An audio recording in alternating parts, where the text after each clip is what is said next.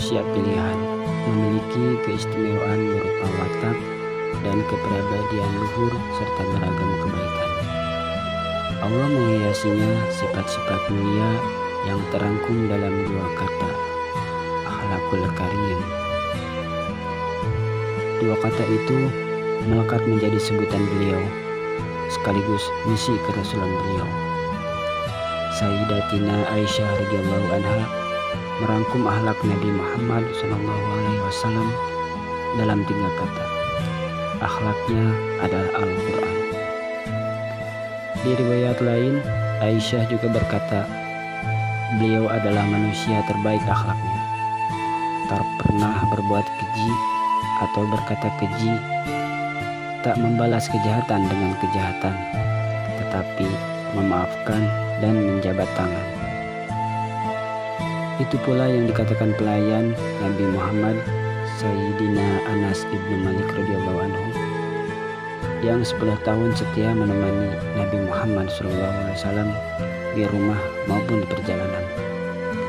Rasulullah adalah manusia terbaik akhlaknya. Maka tak salah bila dikatakan Nabi Muhammad SAW adalah Al-Quran berjalan di muka bumi. Dalam diri beliau tercermin isi kitabullah. Hidupnya adalah replika wahyu. Bagaimana kebaikan dan keburukan dijauhi. Berikut ini 4 sifat Nabi Muhammad yang patut diteladani oleh kita sebagai umatnya. Sifat yang pertama adalah siddiq, yaitu jujur. Jujur adalah sikap yang menyatakan sesuatu sesuai dengan fakta. Kejujuran Nabi Muhammad SAW sangat terkenal. Tidak hanya diakui dengan teman dekatnya, bahkan diakui musuhnya.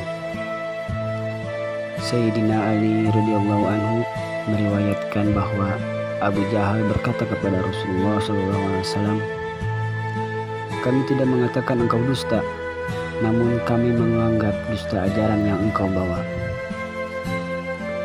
Beliau selalu jujur dalam perkataan dan perbuatan benar. Lewat kisah ini, Anda bisa mengajarkan si kecil bahwa kejujuran itu penting, walau hal tersebut bisa menyakitkan. Sifat yang kedua adalah amanah atau dapat dipercaya.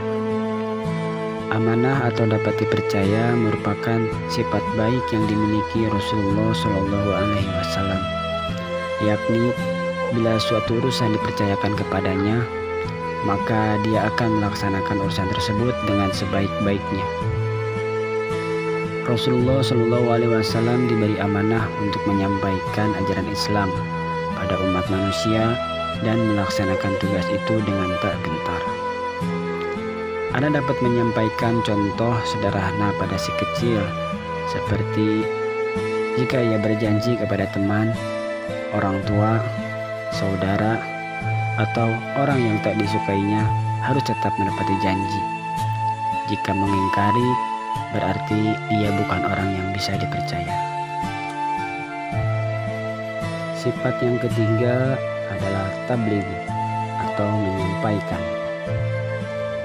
Rasulullah menerima ajaran dari Allah Subhanahu wa taala berupa wahyu kepada umat manusia agar menjadi pedoman hidup. Bahkan sampai hal terkecil sekalipun dia sampaikan agar manusia tidak tersesat. Anda bisa mengajarkan sifat ini kepada anak Anda dengan hal sederhana. Misalnya, ketika ia diberikan kepercayaan untuk menitipkan sesuatu pada teman, maka ia harus benar-benar memberikannya. Itu juga akan membuatnya belajar memiliki tanggung jawab.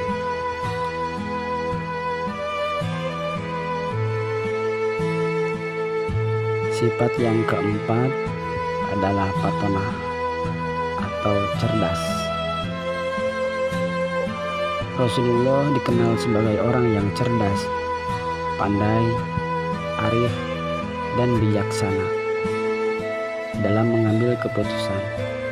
Sebagai orang tua, Anda juga harus membiasakan sifat ini kepada si kecil, misalnya dengan memberi ia pilihan agar anak terbiasa membuat keputusan.